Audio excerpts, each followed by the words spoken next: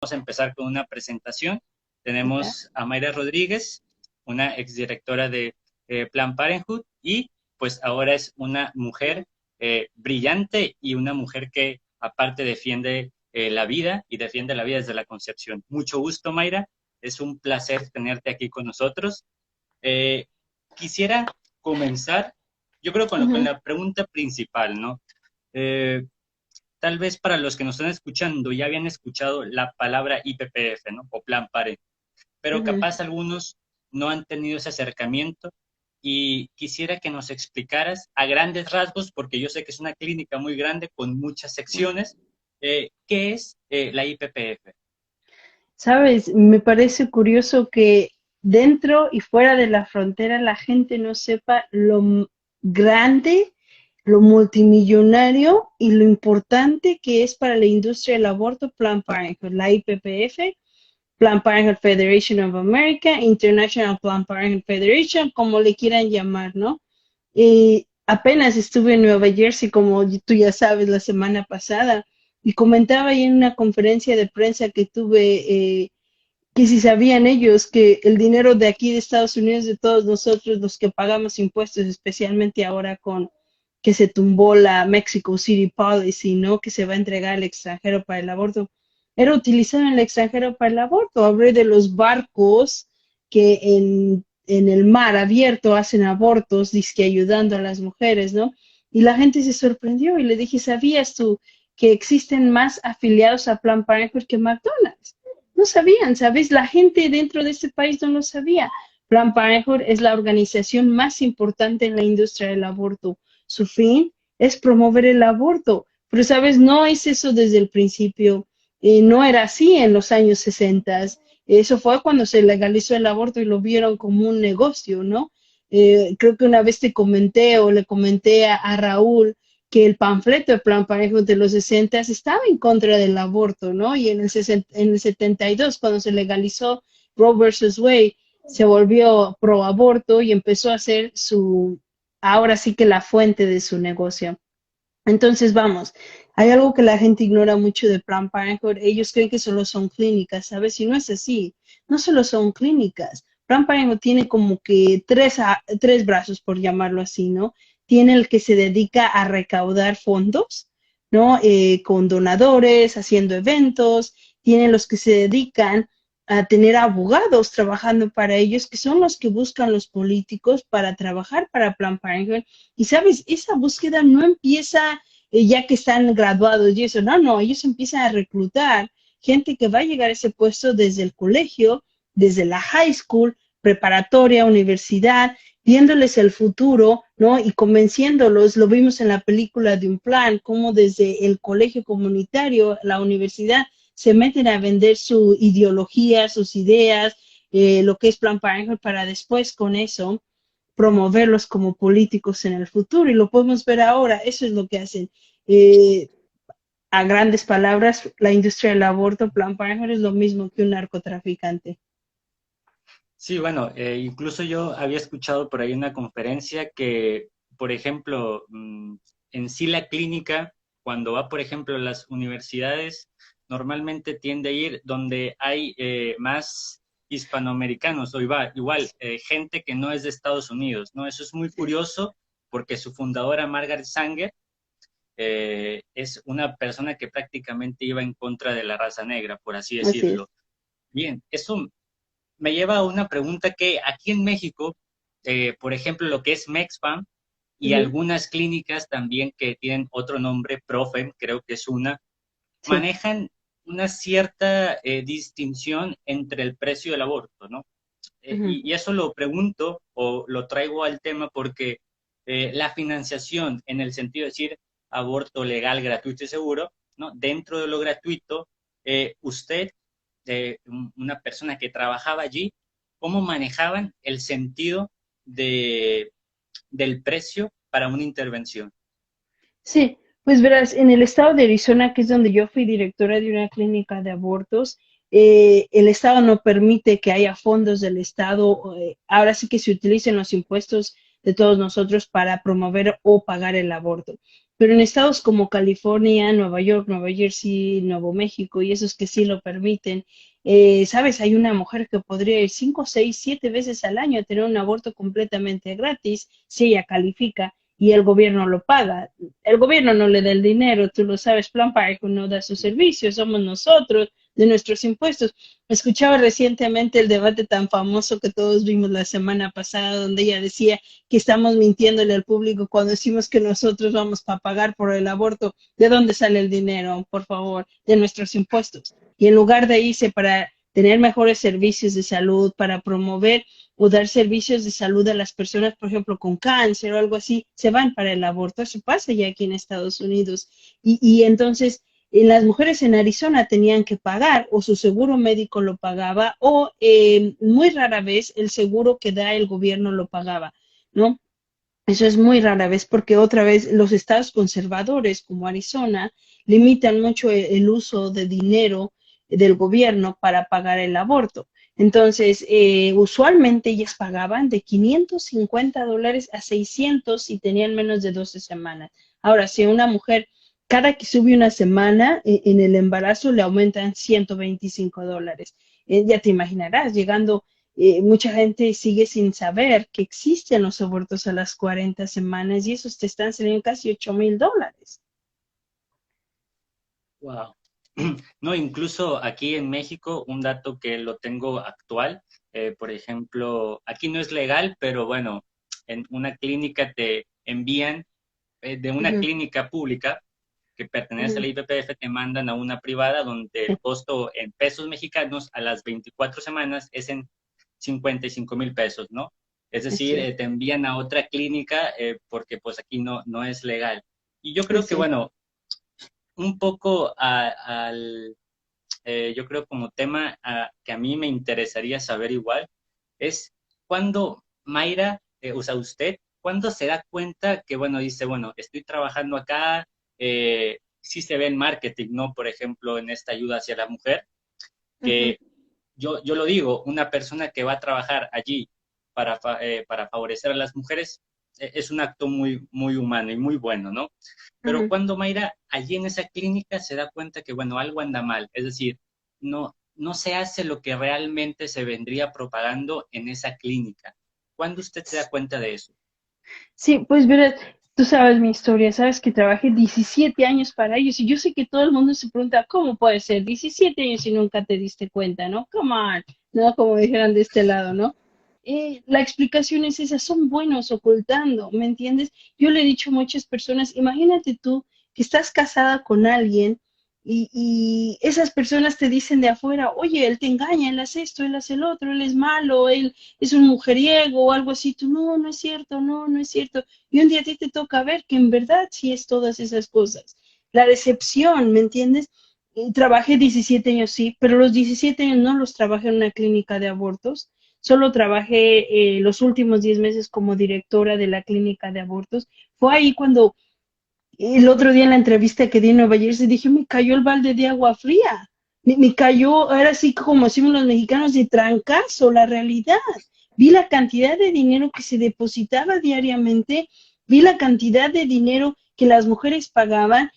Sabes, me tocó que me regañaran por dejar a mujeres ir sin pagar y eso yo no lo había vivido en las otras clínicas.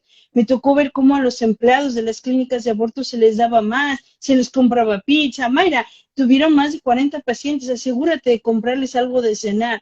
A mis empleados de las otras clínicas nunca les habían ofrecido nada de cenar cuando tenían un día largo, ¿me entiendes? Entonces empecé a ver esas cosas, pero sabes, empecé a ver el daño a las mujeres, empecé a ver al abortista que falsificaba los expedientes, empecé a ver al abortista que perforaba el útero de las mujeres y no lo reportaba, empecé a ver el abortista que rompía las leyes y regularizaciones que el estado de Arizona tenía puestas para proteger a las mujeres y que él se las brincaba, ¿no? Empecé a ver todo eso y como lo dije en muchas ocasiones, ahí me convertí en la amenaza para Planned Parenthood y ese fue mi antes y mi después, ¿no? Y ahorita creo que en unos minutos hablaremos de la historia que fue así la que nunca voy a olvidar. No, bueno, yo creo que incluso lo que se vende, por ejemplo, en las universidades, ¿no? Muchas veces, bueno, a mí me ha tocado aquí en la Universidad de aquí de Sonora, de Hermosillo, que muchas veces con estos cursos de, por ejemplo, violencia hacia la mujer, muchos datos son, por ejemplo, a veces hasta alterados.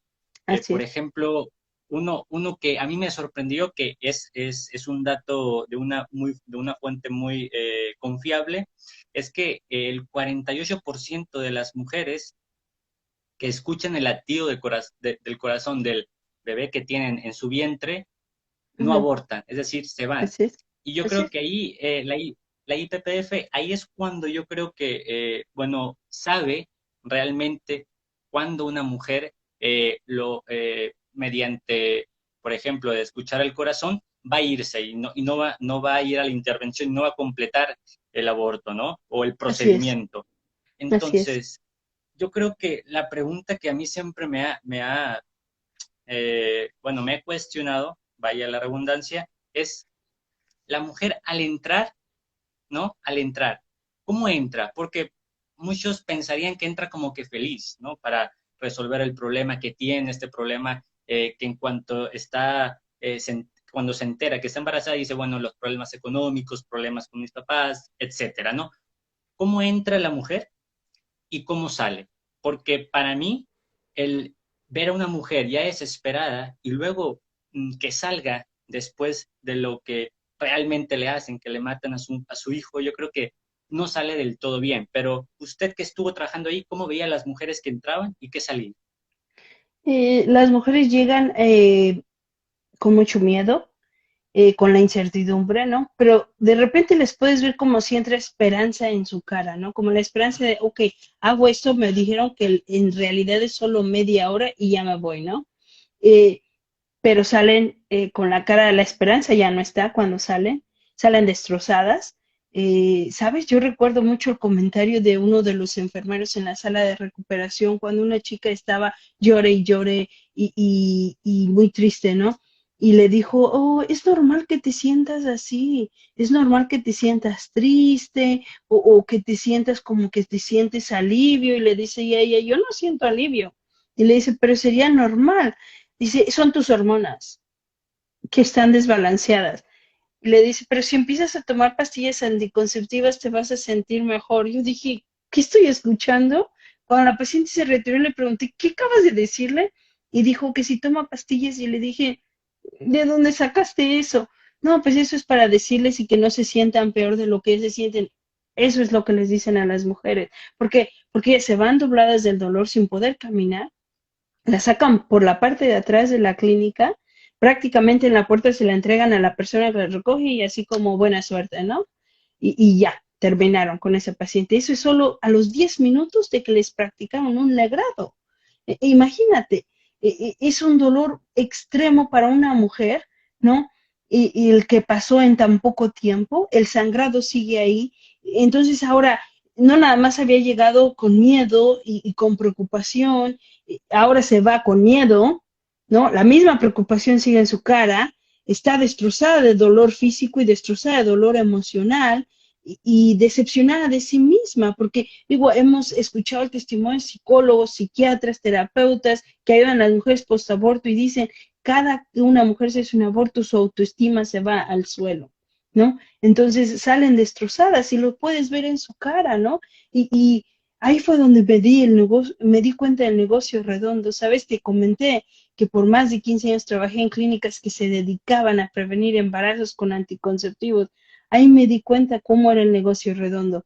Le dice a las mujeres, si empiezas anticonceptivos, te sientes mejor pronto, ¿no? Van por los anticonceptivos, el anticonceptivo falla y regresan al aborto, ¿no? Y es un círculo vicioso en el que ellas caen. Pero definitivamente entran mal y salen peor de lo que entraron. Y tienes razón en algo. Plan Parejo lucha mucho porque ellas no vean, los abortistas luchan mucho porque ellas no vean el ultrasonido, ¿sabes? Cuando entrenan a los empleados, porque quiero que sepas que la mayoría de los que hacen ultrasonidos en las clínicas de abortos no son técnicos en hacer ultrasonidos, no es que fueron a una escuela a estudiar para hacer ultrasonidos, no, ellos realizan su propio entrenamiento, a los empleados o otro empleado experto entrena a los próximos empleados, ¿no? Y lo primero que les enseñan es cuando entres al cuarto, volteas el monitor al contrario de la paciente para que no lo vean. Solo si ella te pide verlo, se lo enseñas. Muchos estados como Arizona y otros estados más arriba han implementado que a fuerzas tengan que enseñarle el ultrasonido y el latido del corazón a las pacientes. Plan Parenthood lucha mucho contra eso en la corte, gasta millones de dólares peleando ese tipo de leyes que tú dirías, ¿qué importa? O sea, ¿qué te importa a ti si le enseñas el ultrasonido a la paciente y el corazón? Si ella se siente segura de querer abortar, lo va a hacer después de ver el ultrasonido, lo va a hacer después de escuchar el latido, pero ellos saben bien que no va a ser así, que las mujeres cambiarán su forma de pensar al ver el ultrasonido y cambiarán su forma de pensar a escuchar ese latido del corazón. Es como si el latido del corazón hiciera algo en nosotras, las madres, que nos despierte ese instinto automáticamente, aunque no los veamos. Sí, yo me imagino incluso, por ejemplo, cuando por ahí en la película, por ejemplo, en Abby Johnson, ¿no? Donde se veía realmente que cómo era la entrevista, ¿no? Entre la persona que iba a hacerse la intervención y la persona que se lo ofrecía. Esta vez es como que también cuestionar, ¿no? De parte de la persona que va a querer un aborto, porque tiene dudas. Incluso yo creo que hay veces, yo creo que incluso la mujer pregunta, ¿no? Que si realmente tiene vida o no. Y cuando una persona bueno, que te acoge, ¿no? En ese sentido, y te dice que no, no es vida, entonces pues te sientes más calmada, ¿no? Pero yo creo que ahí es Así es. en esa dialéctica tan falaz, yo creo que a veces es donde ellas caen en esa desesperación, porque incluso yo veo como que una mujer desesperada y cualquier ser humano en ese aspecto es débil, entonces aprovechar de esa debilidad del ser humano yo creo que es algo entre comillas muy cruel, ¿no? Así Y es. por ejemplo, en Estados Unidos, yo no soy muy estudioso en las estadísticas, pero lo que sí conozco es que en algunos estados tienen como diferencias entre si es de Así las es. 12 semanas, 24, incluso por ahí, no sé si fue la época de Barack Obama o de Clinton, no recuerdo, que tenían en un estado, no creo que es en Nueva York, donde era incluso hasta cuando el niño salía del vientre, podían matarlo. Entonces, ¿en qué, cuál es el mayor estado que tiene ahorita, por ejemplo, el lapso de tiempo para intervenir en un aborto? Te sorprenderá saber que más de 6 estados en los Estados Unidos realizan abortos hasta las 40 semanas. Más de 6 estados, California, Nueva York. De hecho, yo fui a Nueva Jersey porque estábamos peleando una ley que el estado de Nueva Jersey quiere implementar ahí que te dejaría la piel helada, ¿no? La Florida, Nuevo México, muchos estados pueden llegar con la excusa de por cuestión mental de la madre o de salud, ¿no? Pero es una ventana muy abierta, ¿no? Porque entonces ahí no dejan específicamente a las cuantas semanas. Una mujer puede llegar a muchos de esos estados y decir que hoy se siente extremadamente deprimida por su embarazo y quiere terminar con él. Y lo pasa al doctor como salud. En ese momento excusan ese asesinato porque ya no tiene otro nombre, ¿no? En como salud, ¿no? Entonces, realmente son muy pocos los estados que se detienen a las 24 semanas o en el segundo trimestre. El estado de Arizona es uno de ellos, solo llega a las 24 semanas, pero por ejemplo el estado de Colorado llega hasta las 32 semanas, ¿no? Y así sucesivamente. Lo que hoy quiere pasar, lo que hizo Nueva York es pasar el aborto hasta las 40 semanas por demanda, sin que haya una excusa. Ahora simplemente ya no tendrá que decir una madre que se siente deprimida, ya no tendrá que decir nada. Ella simplemente llega y dice, ya no lo quiero, cambiar de forma de pensar, o como por ejemplo quisieron pasar en México, va a afectar mi economía grandemente, ¿no? Que fue una de las causales que quieren en México, ¿no? Entonces, esos son los motivos que ellos tienen, ¿no? Por ejemplo, te comentaba yo el otro día tras cámaras que en el estado de Nueva Jersey lo que quieren pasar es que si una mujer, por ahorita, si una mujer usa drogas o no cuida su cuerpo embarazada como con la adicción al alcohol o algo que ponga en riesgo la salud del bebé dentro del vientre, la ley tiene el poder de encerrarla, por decirlo así, en un centro de rehabilitación para proteger al bebé. El estado de Nueva Jersey quiere terminar con eso. porque es el cuerpo de ella, así que si ella quiere usar drogas, quiere abusar su cuerpo y usar el alcohol a grandes cantidades, está en todo su derecho. Y si a las 39.4 semanas de embarazo se da cuenta que su bebé viene mal por culpa de su droga, la adicción a las drogas, la adicción al alcohol, tiene todo el derecho de abortarlo. Imagínate, le quita todos los derechos al no nacido de ser protegido, aún estando a punto de nacer, aún cuando ya puede sobrevivir fuera del vientre de su madre, ¿no? Entonces es escalofriante, ¿no? Y por eso cuando le digo a todas las personas en México, no podemos permitir que México caiga en esa falacia, porque el principio es el aborto a las 14 semanas, como lo vimos en Argentina, ¿no? Para después seguirse al tercer trimestre y después hacerlo hasta las 40 semanas por demanda cuando quieran y simplemente porque hoy ya no quiero ser madre, ¿no? Entonces, te sorprenderá saber, mucha gente dice, no, no es cierto, pero sí está pasando, sí suceden abortos hasta las 40 semanas.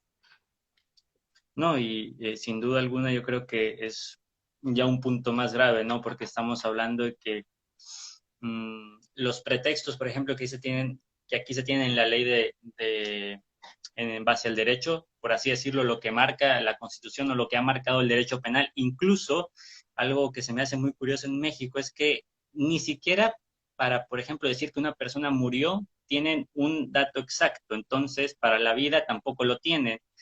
Y a veces estas contradicciones de que, bueno, nace hasta las 14, pero ni siquiera sabes, ¿no? Realmente cuándo empieza la vida y como existe una duda, no podemos dar un juicio y eso es algo que la ley lo tiene muy bien claro, muy Sí. claro, perdón. Y una pregunta fundamental que igual pienso que la ha repetido mucho, pero se me hace fundamental para que igual los que no la conocen pues lo sepan.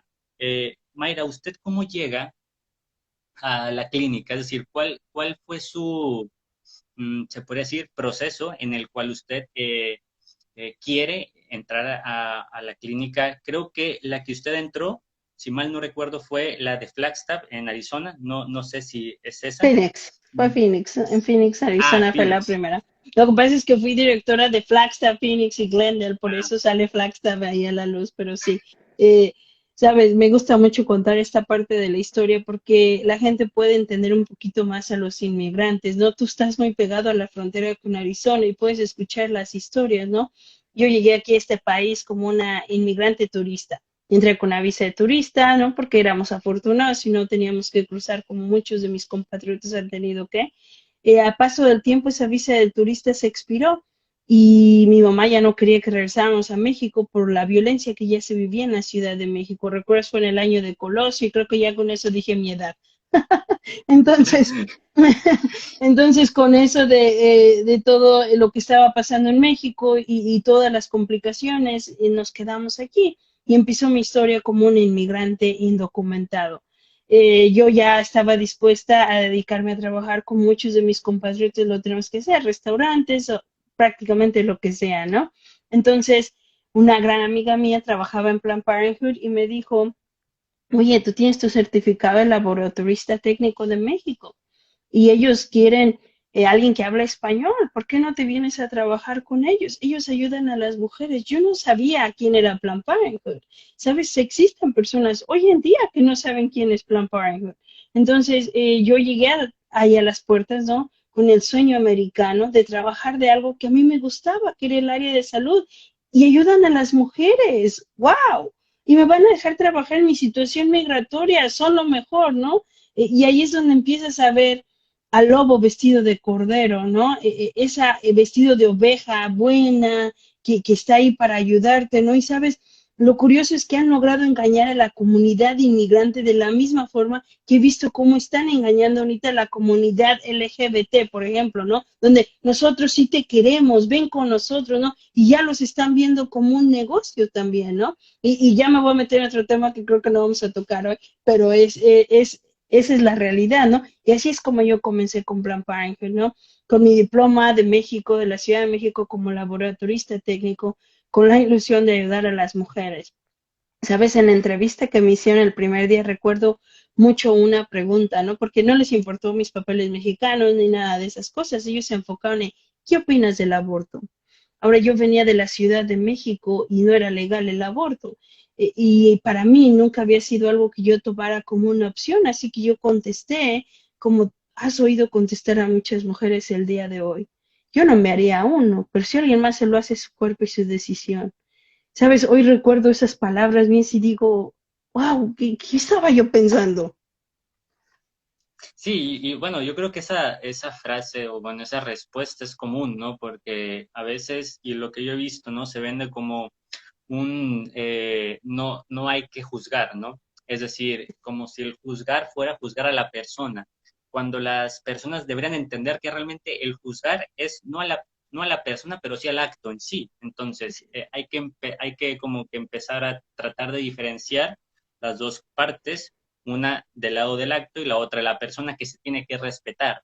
Y hablando un Sí, poco de respeto, un punto que a mí siempre me ha parecido parcial y que en muchas ocasiones he tenido como que estas discusiones, pero por ejemplo, en el caso de las personas que trabajan en IPPF, como usted dice, muchas de ellas incluso no saben lo que está de fondo. Entonces, también el empezar como que el insulto, ¿no? Y ahí sí un insulto muy brutal hacia la persona porque le dicen que está sí, matando a personas. Bueno, ellas no saben y ellas están haciendo un acto que ellas piensan que es bueno para la mujer. ujú, Ahora yo veo sí, en la parte del sector pro vida lo que sería o lo que nosotros deberíamos de hacer es, bueno, empezar a enseñar, pero de manera caritativa, es decir, tener esa calidad de ser humano, ser respetuoso con la persona y tratar de enseñar.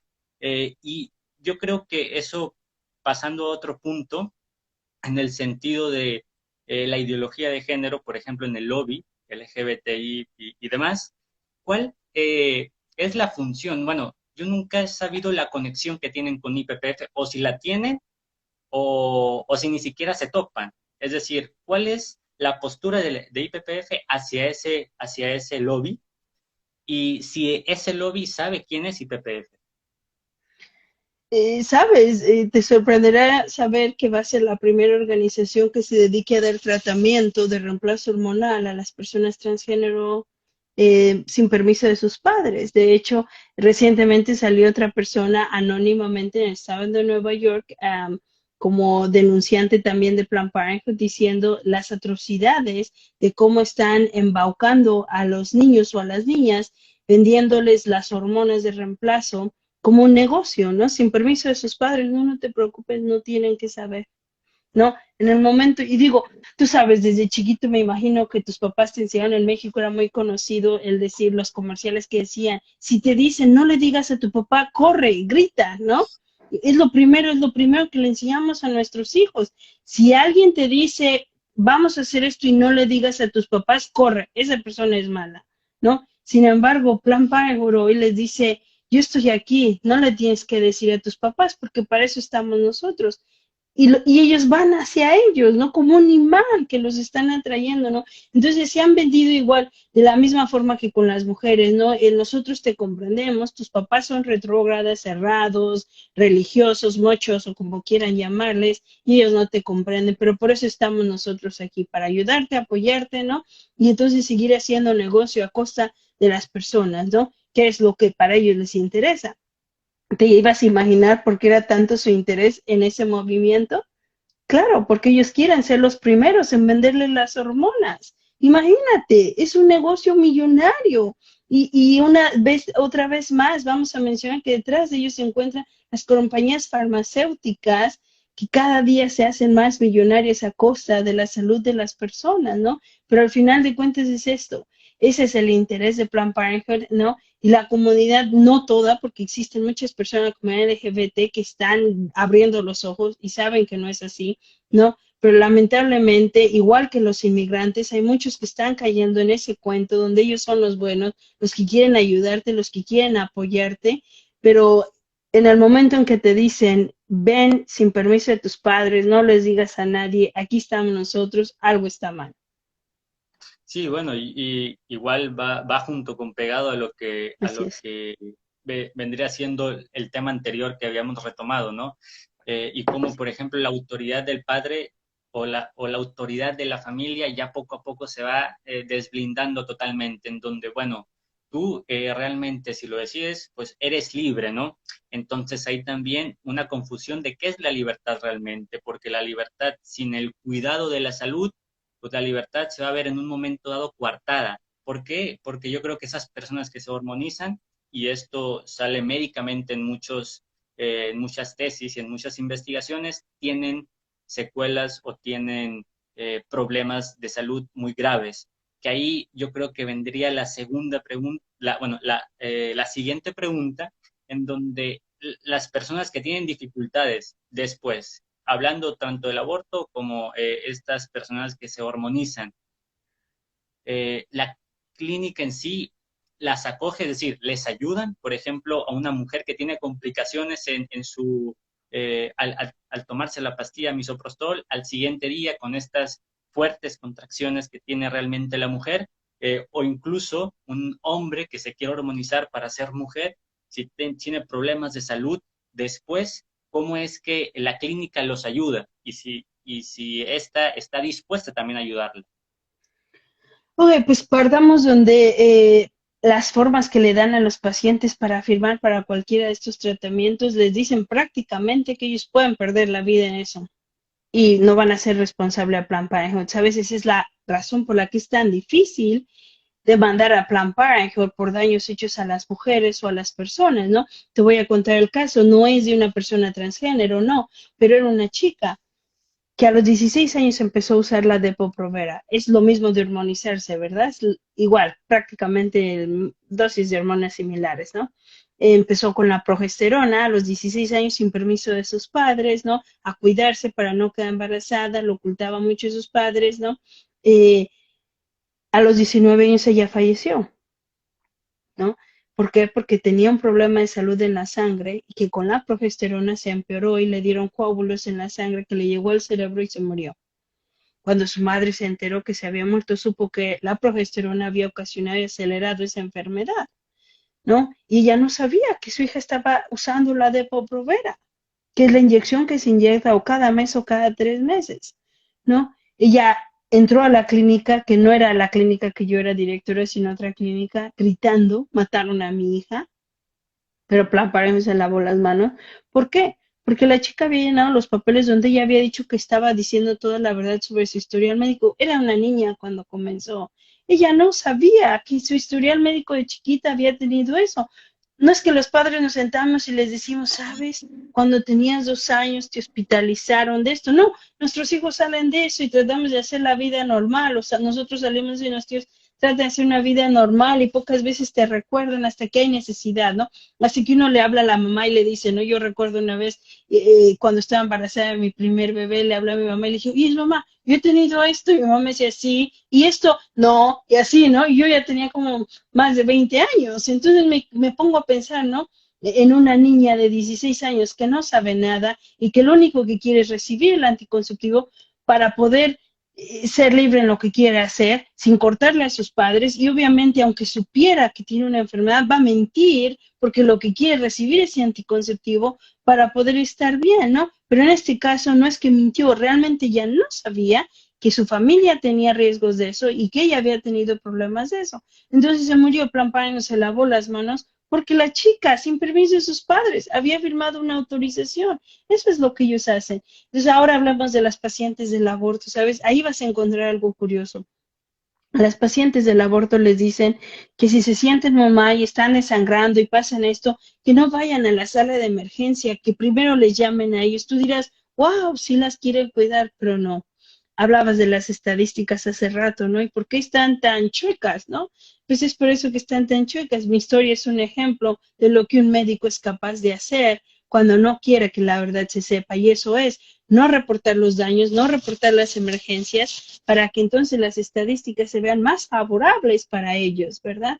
Entonces, ¿qué pasa? La chica está sufriendo un grave dolor en su casa, un sangrado excesivo en su casa, llama y le dicen, oh, es normal, y así es como muchos han muerto. Esa es la forma en la que muchos han perdido la vida. De hecho, hay una ex trabajadora de Planned Parenthood también, que está compartiendo también su testimonio con, y después no quedará ninguna, que es uno de los brazos de los ministros de Abby Johnson, ¿no? Y ella cuenta cómo su hermana perdió la vida así, Y es por eso que hoy es provida. Su hermana perdió la vida por un aborto ocasionado por pastilla porque llamaba a la clínica y le decían, es normal, es normal, es normal. No es normal, porque le dicen a las chicas, es como si va a ser una regla, nadie puede asegurarle eso a una mujer. No existe médico, no existe abortista que pueda asegurarle a una mujer cuánto va a sangrar con una pastilla abortiva. No pueden, porque todas somos diferentes, porque Dios nos hizo únicas, entonces nadie somos iguales, ¿no? Nadie puede sangrar. Digo, tú te puedes cortar un dedo y tener 2 gotitas, yo me puedo cortar y casi desangrarme en una cortadita, ¿no? Nadie lo puede saber. Entonces no pueden garantizarle a las mujeres cuánto van a sangrar. No pueden garantizar si ya va a desarrollar alguna alergia a las medicinas. No pueden dar garantía de nada. Sin embargo, les hacen creer que va a ser como tomar, no sé, cuando yo era niña daban mejoralitos en México, ¿no? Y otra vez ya calcularon mi edad, ok. Pero entonces decían, casi, casi es como si te vas a tomar un mejoralito y ya va a pasar, ¿no? Te vas a tomar no pasa nada, 2, 3 días de sangrado, ¿no? Y eso es como las estadísticas no están reportando bien lo que está pasando, ¿no? Y lo hacen ellos, no quieren que vayan a la sala de emergencia, ¿por qué? Porque entonces ya alguien más tendría que llenar esas estadísticas y esas estadísticas se volverían más verdaderas y más sinceras de lo que están siendo ahora, ¿no? Pero es así, no las ayudan, ¿no? Y tampoco las ayudan si tienen traumas psicológicos, ¿sabes? Vas a saber muy curioso que cuando ellos les llegan a dar, porque hay estados que obligan a Planned Parenthood o a otros abortistas a entregarles algo de información de a quién acudir en caso de problemas emocionales, les entregan panfletos de organizaciones pro vida dispuestas a ayudarlas después del aborto. Bueno, y eso no sabía, de hecho, incluso se me hace igual ilógico, ¿no? Como es que ahí, porque siempre yo, bueno, yo imagino que en Estados Unidos aquí no se ve mucho porque bueno, incluso en Sonora no hay ninguna clínica que yo sepa, pero allá yo creo que está como que esta pelea, ¿no? No pelea, pero yo creo que sí como que riña, porque veo muchas organizaciones pro vida en Estados Unidos en fotos, incluso videos, que van a las clínicas y se están ahí, los que son creyentes, pues hacen sus jornadas de oración, otros incluso nomás van ahí para hacer presión social, que Así, incluso las dos son muy buenas. sí. Entonces yo veo aquí como que una riña. Y esa es una cuestión que yo creo que es importante, porque para usted, Mayra, ¿qué significa un movimiento que esté, por ejemplo, orando en el sentido de la palabra cristiana alrededor de esas clínicas o personas que no son creyentes, pero tienen razón moral para defender la vida desde la concepción y que estén luchando pacíficamente alrededor? Porque yo creo que usted, trabajando allí, yo creo que, no sé si usted le tocó estar viendo a estas personas que estaban ahí orando.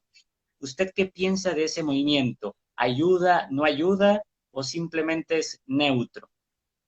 Sabes, no sé si has tenido la oportunidad de checar mi página web, ¿no? mayrarodriguez.org, donde escribí un blog acerca de estas personas. Cuando yo entré a trabajar a Planned Parenthood, yo vi a una señora rezando afuera, ¿no? Desde el primer día, ¿no? Cuando te conté que fui a esa primera entrevista, ¿no? Y yo dije, ella rezaba, y te acuerdas que dije, yo no sabía ni quiénes eran, no sabía lo que hacía, a mí me había dicho que ayudaban a las mujeres. Yo pregunté, ¿qué es esa señora? Y no te preocupes, es alguien que no tiene nada que hacer, está rezando porque algunas cosas que no hacemos ella no está de acuerdo, ¿no? Entonces yo decía, wow, ¿sabes? Cuando en el 2000, estamos hablando que esto fue en el 2000, ¿ok? En el 2000, en diciembre del año 2000, yo entré a trabajar en Planned Parenthood. A noviembre del 2016 fue que a mí me entregaron la clínica de abortos más grande de Arizona, que es Glendale, ¿no? Yo llegué a trabajar mi primer día como la nueva directora. Yo ya era directora de otras 2 clínicas, así que esa era la tercera a mi cargo. Eh, y llegué temprano, ¿no? Como dices, soy directora nueva, voy a llegar temprano antes de todos los empleados, poner el ejemplo, ¿no? No era la primera ahí. ¿Sabes quién era la primera? Esa señora que tenía más de 17 años rezando. Dije, wow, de verdad no tiene nada que hacer. ¿Qué hace aquí? 17 años rezando, ¿no? Hoy es una de las personas muy gran amiga mía y hoy comprendo lo que hace ahí, ¿sabes? Porque para empezar, todos esos años rezando por mí. Recuerdo que desde la primera vez que me vio en el año 2000 dijo, voy a orar para que tú no trabajes aquí. Me tomó 17 años, pero aquí estamos, ¿no? Entonces, recuerdo que cada que yo la veía durante mi tiempo como directora de Glendale me decía, estoy orando por ti, estoy orando para que Dios te guíe en otro camino, ¿no? Y como esas historias tengo muchas, ¿no? Pero lo que hacen ella por las mujeres y los empleados, ¿sabes?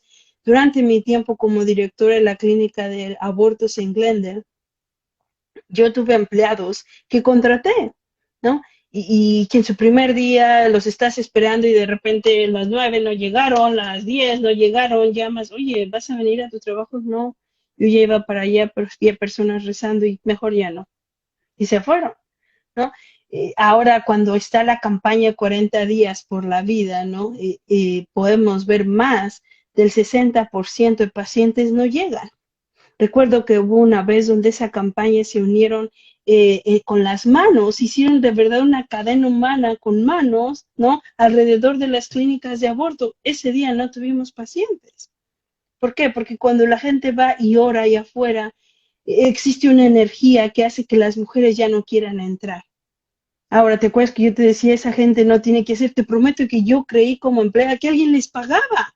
Yo decía, tú vives en Hermosillo y sabes cuando me refiero a 118 grados de lo que hablo, ¿quién puede estar parado en 118 grados en Phoenix rezando? Ellas, sin que nadie les pague, ¿no? Y sí tienen mucho que hacer, por cierto, tienen familias en casa, tienen trabajos, donan su tiempo para estar ahí y decirle a esas mujeres que sí existe ayuda verdadera, que alguien las va a ayudar, que no es verdad que están solas, que siempre hay quien les ayude. Y yo he visto esos milagros, ¿no? Esos milagros de mujeres que tomaron la primer pastilla y dijeron, ya me arrepentí. Sabes, yo he visto a las personas de esas clínicas correr a la medianoche a recoger a la paciente, llevarla a la clínica, correr al doctor que no cobra para darle la medicina y revertir el efecto de la pastilla abortiva. Yo he sido testiga de eso y también he sido testiga de los bebés que han nacido sobrevivientes de esa pastilla abortiva, ¿no? Y que hoy son bebés completamente sanos y felices. Entonces, mi testimonio sobre esas personas sin qué hacer es muy grande, ¿no? Para mí ha sido el apoyo, ellas son las que estuvieron ahí para apoyarme a mí cuando me encontré sola, perdida y sin salida, ¿no? Y fueron las que me han guiado, he aprendido muchísimo de todas ellas, ¿no? Admiro mucho esa dedicación, admiro mucho esa entrega por las personas que no son ni de su familia, ¿no? Ellas no tendrían por qué estar ahí, no son de su familia, ¿no? Dirían tú y ellas que, ¿no? Y eso es lo que yo le pido a las personas que llegan a criticarlo, ¿no? Imagínate tú cuánto amor deben de tener por el prójimo que están ahí paradas en climas extremos, como lo vimos ahorita en estas tormentas de nieve en Nueva Jersey, la gente ahí estaba con la nieve parada rezando, ¿no? En climas extremos, ¿no? Sabes, quería decirte con esto, porque para mí las mujeres de Sonora, yo sé que tú no te toca ver ahí a las mujeres de Sonora con clínicas de aborto, pero lamentablemente el abortista al que yo acusé ha atendido a muchas mujeres sonorenses, ¿no? Yo me uní como con Raúl y con Víctor allá en Sonora y con Rubén para luchar hombro a hombro para que nuestras mujeres mexicanas no caigan en las manos de estos abortistas en la frontera, ¿no? Porque imagínate, yo pensando, las mujeres que están aquí, podemos ver las secuelas, ¿no? Ellas hablan de eso, salen, lo dicen, recurren a estas organizaciones y alguien las ayuda, pero yo pienso en esa mujer que llegó de Hermosillo y que estuvo ahí el fin de semana para hacerse su aborto y se regresó y hoy vive en silencio, porque en primero tiene miedo a las represalias en su país y en segunda porque no sabe nadie que vino a hacerse eso a Estados Unidos, igual su familia creyó que venía de compras, ¿no? Entonces, y en tercero, imagínate, cuando sepa los daños que este abortista u otro abortista le dejó, no pueda decir nada, ¿no? Yo pienso en ellas todo el tiempo, ¿no? Yo lo he dicho siempre, Sonora es muy importante para mí, porque yo fui testiga de cuántas pacientes este doctor ha atendido a través de sus años en Tucson, a todas ellas desde Sonora. No, incluso, de hecho, me sorprende ese dato y pensando un poco en las mujeres, que yo sé que una de las secuelas que deja, por ejemplo, esa intervención pues es eso, ¿no? El sentirse a veces como como reprimida de la sociedad, es decir, como que no tiene espacio ahí, como que si no tiene valor, y yo creo que es algo muy fundamental en el sector tanto pro vida, ¿no? En ese sector es empezar a tener también esta causa, en empezar a incrustar como que esa mujer tiene valor desde el Así principio, es, incluso cuando salió de la clínica, no importa, en ese momento tiene valor, porque así la ha de es, pasar muy mal, o sea, muy mal. así O sea, es. yo no me lo puedo ni imaginar. Tengo amigas que se han hecho intervenciones y bueno, he visto más o menos esos aspectos que tienen o esas secuelas que les dejan. Y en el sector legal, yo quisiera hacer como una pregunta. En el sector Ujú. legal, en la IPPF, pues bueno, ya sé más o menos cómo se maneja en el sentido de los abogados, cuando tienen eh, algún, algún oficio el cual los estén indultando por algún delito o por alguna causa de X, no sé cómo se le dice en Estados Unidos, pero aquí se le dice una querella, es decir, una denuncia.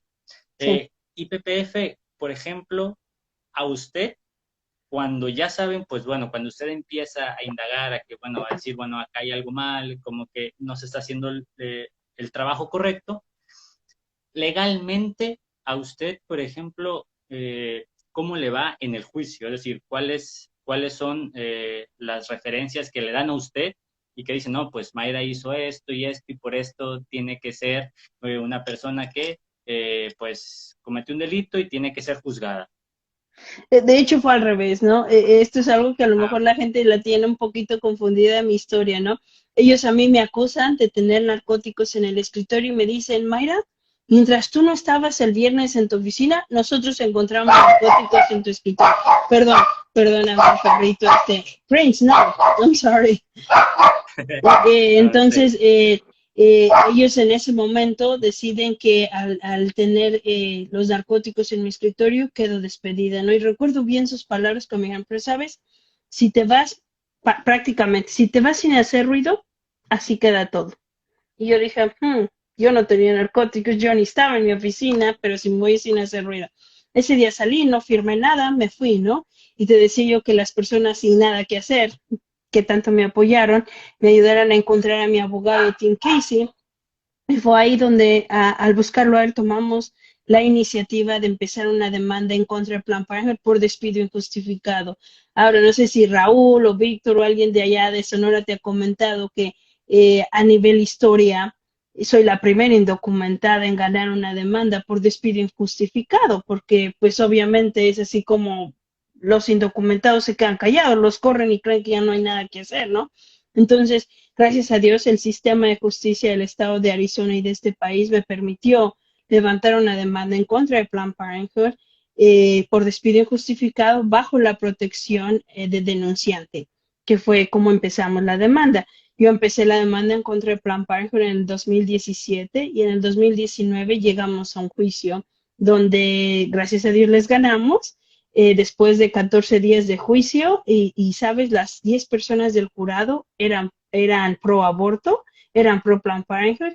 Sin embargo, al escuchar mi historia, al escuchar la verdad, decidieron que Planned Parenthood era culpable y que me habían despedido injustamente, ¿no? Yo sabía que ese era el primer paso, sabía que era el primer escalón para que hoy llegara yo a poder contarle a todos ustedes mi historia, que no podían quedarse impunes, ¿no? Quiero que sepas que a raíz de eso, gracias a Dios, Plan Parenthood, te voy a explicar en otro, probablemente en otro programa cuál es la táctica, ¿no? Porque no es que sean tan buenos, pero han despedido a muchas de las personas que tuvieron que ver con mi demanda. Y realmente también se deshicieron del doctor, pero de la misma forma que hacen todo, prácticamente sin acusarlo de nada, le quitaron el contrato y ahora él está practicando privadamente en una clínica, siguiendo atendiendo a las mujeres. Entonces, mi lucha continúa, ¿no? Y mucha gente dice, ya ganaste, ¿por qué no? Porque mi lucha no se quedó en el tribunal, como lo he dicho en otras ocasiones. No, ese era el primer paso. Voy a seguir porque lo que ellos hacen, lo hacen en todas partes. Y la similitud entre la historia de Abby Johnson y yo, y como los demás otros 500 o 600 ex empleados que han dejado la industria del aborto, solo te dice que esto es lo que ellos hacen, ¿no? Que esta es su forma de portarse con las mujeres, con los empleados y abusar y nada más explotar a las personas. Sí, igual, bueno, en el punto, por ejemplo, crucial, yo creo que ese juzgado que vaya dentro de lo legal vio muchas lagunas. Yo creo que eso fue lo fundamental, es decir, cuando la ideología no emerge en un juicio, la justicia se hace ver por sí sola y es algo que yo siempre amo del derecho, ¿no? Así. Y ya para cerrar, solamente una pregunta. ¿La clínica de Glendale sigue abierta aún? Sí, Sí. Ah, sí. Vamos a trabajar sí, duro en eso, ¿ok? No nos vamos a dar por vencidos. Digo, esta sí, administración no nos lo está poniendo fácil, pero vamos a seguir luchando. sí, porque yo incluso he ido ahí a Glendale, incluso ahí en Glendale tengo ahí familia y pues bueno, he estado por allí. La verdad yo desconocía sinceramente que había una clínica de la IPPF, yo lo desconocía totalmente hasta que empecé a ver su historia y como usted empezaba a contar que trabajaba allí, bueno, yo me empecé como que a cuestionar, bueno, ¿existirá ¿Dónde todavía está? o no? Y era como que la duda. Y ya para cerrar Sí. nomás, Mayra, estos creo que 8 minutos que quedan, alrededor de 8, yo quisiera que aprovechara este espacio para contarles bueno, a los que nos están viendo, a los que nos están viendo y a los que nos verán después, como una motivación, porque yo sigo a muchas personas que igual me siguen, a mí muchas personas que están en esta lucha constante, ¿no? En esta lucha a favor de la vida. Una motivación que usted les tenga que dar o que le nazca para darles para que sigan en esta batalla. Pues a las personas que no tienen nada que hacer y se van y se paran afuera a rezar, no se rindan. Yo sé que ustedes a lo mejor van y rezan ahí afuera y dicen, no, nadie se fue a su casa hoy, todos se quedaron, ¿no? Pero te puedo asegurar que alguien cambió su forma de pensar, ¿no? Que alguien por verte a ti rezando afuera desistió de tener un aborto. No se rindan. ¿No? También tienen eco en los empleados, ¿no? Los empleados se acuerdan mucho, los empleados, sabes, de cierta manera admiran que estén ahí parados, como te decía, tú comprendes lo que es 118 grados porque Hermosillo lo sufre también, y que existan personas dispuestas a estar paradas ahí en esa temperatura extrema, de verdad les sorprende a los empleados, dice, lo que te decía, ¿les pagan o por qué hacen esto, no? Entonces, que no se rindan, ¿no? Como decía esto hace rato, el amor triunfa más, ver a esos empleados con amor en lugar de, yo recuerdo que a mí personas me dijeron, eres la amante del diablo, ¿no? La soldado del diablo o la mistress del Satanás, ¿no? Y yo decía, pero ¿por qué me dicen así, no? En primera no tenía mucho trabajando en esa clínica, ¿no? Y sin embargo también me lo decían en otras clínicas donde no hacían abortos, ¿no? Yo decía, no hacemos abortos, decía yo, ¿por qué me dicen eso? Hoy comprendo por qué la gente dice eso, pero dar un mensaje así, ¿sabes? Solo hacía que las pacientes sintieran compasión para mí y odio hacia ellos. Entonces no ayudaba a la causa por la que ellos estaban ahí, ¿no? Porque porque digo, si son cristianos y católicos, sabemos que la primera enseñanza es no juzgar al prójimo y ayudarlo y amarlo, porque con amor logras jalar más a esa oveja descarriada, ¿no? Y como decías, acordarse de esas mujeres que ya pasaron por el aborto, no criminalizarlas de manera de juzgarlas y hacerlas a un lado, como decías hace rato, al contrario, darles amor, ¿sabes por qué? Porque la mujer que aborta una vez probablemente lo va a volver a hacer, ¿no? Tres mujeres de las que abortan vuelven a repetir ese aborto más de una vez.